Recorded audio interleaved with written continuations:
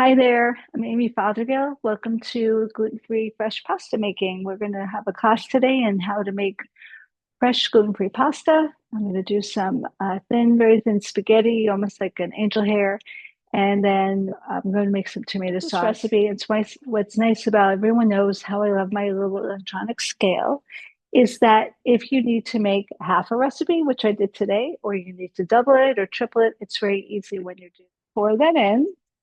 And then I'm also going to use a spatula because there's still some liquid in the bowl itself. Speaks.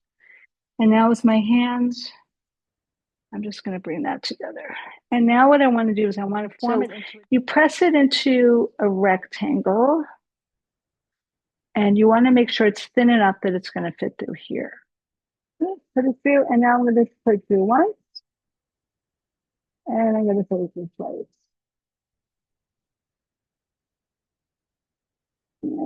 They just catch it and you're going to put it on top. So it's just okay, just enough there to get brown. And be careful because when the oil and the water hit, it might splatter a little bit. So away from yourself to the side. Now, if I was using an immersion blender, you really wouldn't even want to do it at this point because well, let's put that straight in. All right, here we go, everyone.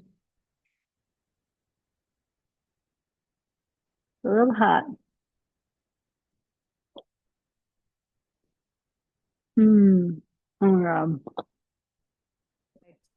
Thank you so much for coming. I'm really happy that we had a successful experience making our pasta, and I hope you learned a lot and that you'll come back and see me again.